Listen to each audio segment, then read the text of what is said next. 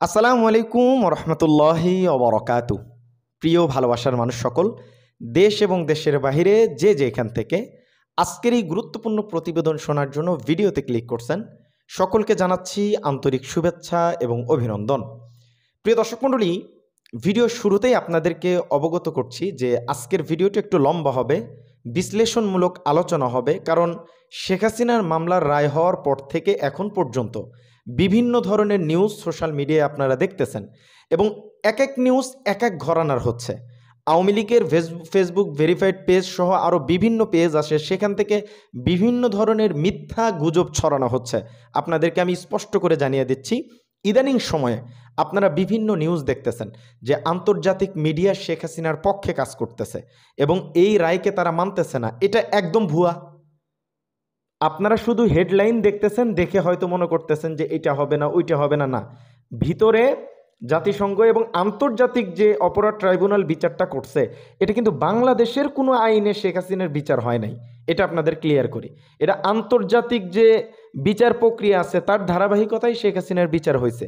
তো যারা মনে করতেছেন যে খুব সহজ, বিষয়গুলো আসলে এত সহজ না। আর আমার একটা কথা বুঝে আসে না, পিরিতি করলে শেখ হাসিনা আর ভারত নরেন্দ্র মোদীর সাথে যে পিরিতটা হয়েছে, এরকম পিরিত করা দরকার। ভাই রে ভাই, পিরিতি কাঁঠালের আঠা, লাগলে পরে ছাড়ে না। পাশার চাম খুলে যাইতেছে কিন্তু হাসিনারা ছাড়বে না।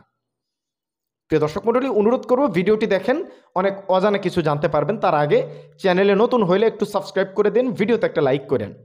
প্রথমত বিষয় হচ্ছে, শেখ হাসিনার এই রায় হওয়ার পরে ভারতের যারা আওয়ামী লীগ পন্থী আছেন, বিভিন্ন জনে আছে, বেশিরভাগই লোক আওয়ামী লীগরে চাটে আর কি।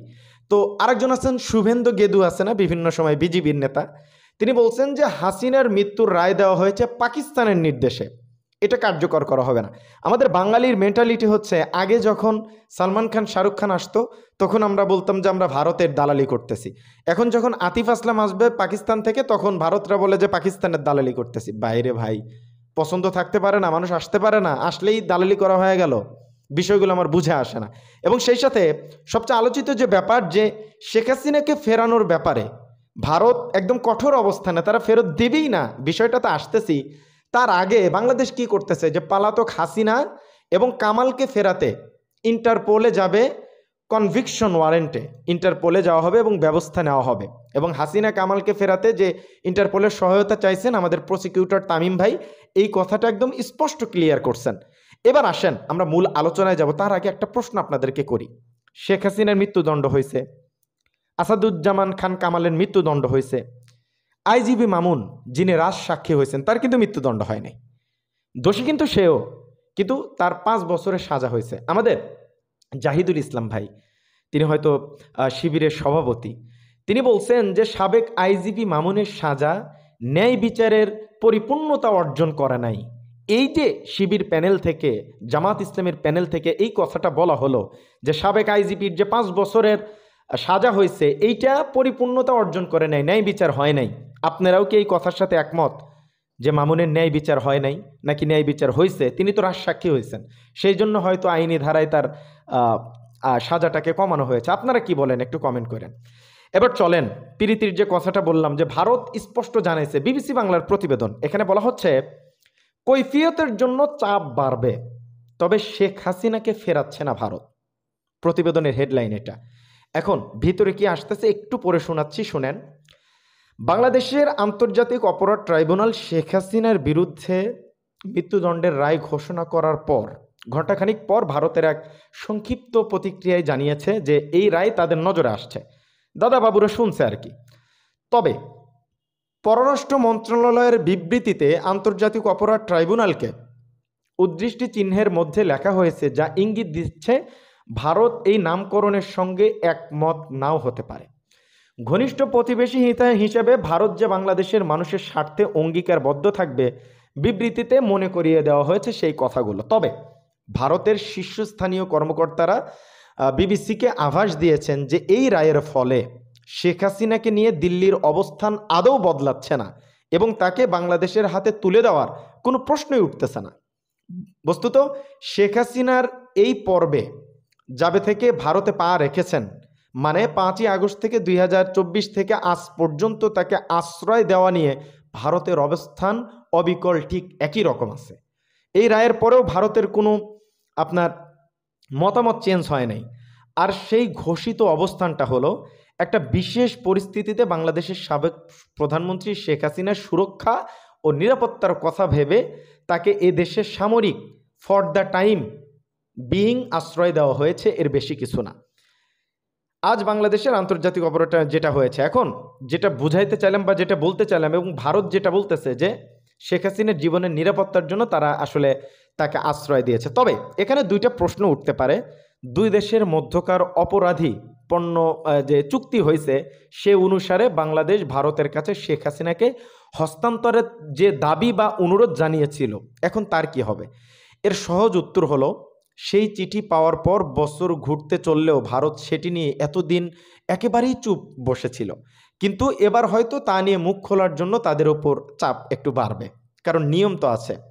আচ্ছা, সেই চুক্তি অনুযায়ী শেখ হাসিনাকে ফেরত চেয়ে বাংলাদেশের পক্ষ থেকে ভারতকে একটি কূটনৈতিক পত্র বা নোট পাঠানো হয়েছিল গত বছরের ডিসেম্বরে।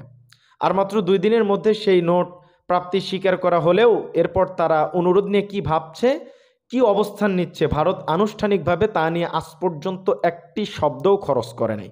তবে একান্ত আলোচনায় ভারতের পররাষ্ট্র ও স্বরাষ্ট্র মন্ত্রণালয়ের কর্মকর্তারা বরাবরই বলেছেন যে চুক্তির হাজারটা ফাঁকফোকর কাজে লাগিয়ে এই হস্তান্তরের অনুরোধ নাকচ করা বা দিনের পর দিন ঝুলিয়ে রেখে কালক্ষেপণ করার সুযোগ রয়েছে। প্রয়োজন হলে ভারত যে কোনো সময় সেই রাস্তাও নিতে পারে।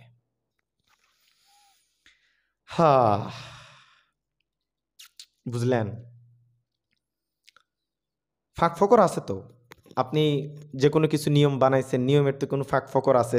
ভারত চাইলে সেই ফাঁকফোকরটারে কাজে লাগায়া আপনার কাজ করবে। এবার আসেন আমরা যে বার্তাটা দিব, যে ইন্টারপোলের যে ব্যাপারটা, এটা একটু ক্লিয়ার করি। যে হাসিনা ও কামালের বিরুদ্ধে রেড নোটিশ জারির প্রক্রিয়া শুরু। এখানে বলা হচ্ছে যে আন্তর্জাতিক অপরাধ ট্রাইব্যুনালের প্রসিকিউটর গাজী তামিম জানিয়েছেন, জুলাই গণহত্যায় ক্ষমতাচ্যুত শেখ হাসিনা তৎকালীন স্বরাষ্ট্রমন্ত্রী আসাদুজ্জামান খান কামালের মৃত্যুদণ্ডের আদেশের পর দেশে ফেরাতে ইন্টারপোলের রেড নোটিশ জারির প্রক্রিয়া শুরু হয়েছে। তিনি বলেন যে শেখ হাসিনা ও কামালের মৃত্যুদণ্ডের রায়ের কপি স্বরাষ্ট্র মন্ত্রণালয়, আইজিপি বাহারুল আলম রাজসাক্ষী এবং আইজিপি প্রক্রিয়া শুরু হয়েছে এবং তাদেরকে কেন্দ্রীয় কারাগারে পাঠানো হয়েছে। তামিম বলেন, ট্রাইব্যুনালের রায়কে চ্যালেঞ্জ করতে শেখ হাসিনা ও আসাদুজ্জামান খান কামালের উচিত হবে 30 দিনের মধ্যে আত্মসমর্পণ করে আপিল বিভাগে আপিল করা। তা না হলে পররাষ্ট্র মন্ত্রণালয়ের মাধ্যমে ইন্টারপোলকে তাদের মৃত্যুদণ্ড সাজার বিষয়ে শোনানো হবে। মানে কাজ চলতেছে, মাশাআল্লাহ, ভালোই হবে, খারাপ হবে না, কি বলেন আপনারা? হ্যাঁ হাই রে পিরিতি পিরিতি পিরিতি। যাক, মহব্বত করলে, বন্ধুত্ব করলে এরকম ভাবেই করা দরকার। শেখ হাসিনা তো যাইতে পারছে, বাংলাদেশে যারা সামনে এরকম করবে তাদের তো আসলে কোথায় যায় ঠাঁই হবে এটা আসলে বলা যাচ্ছে না, বুঝছেন? তো যাই হোক, আজকের প্রতিবেদন এই পর্যন্ত। আশা করছি আপনারা এখান থেকে ভালো কিছুই জানছেন। সাপোর্ট করবেন, ভিডিওগুলো পরিপূর্ণ দেখবেন, শেয়ার করবেন, লাইক করবেন, কমেন্ট করবেন। আজকের ভিডিও পর্যন্তই। ভালো থাকবেন, সুস্থ থাকবেন। আসসালামু আলাইকুম রহমতুল্লাহি ওয়া বারাকাতুহু।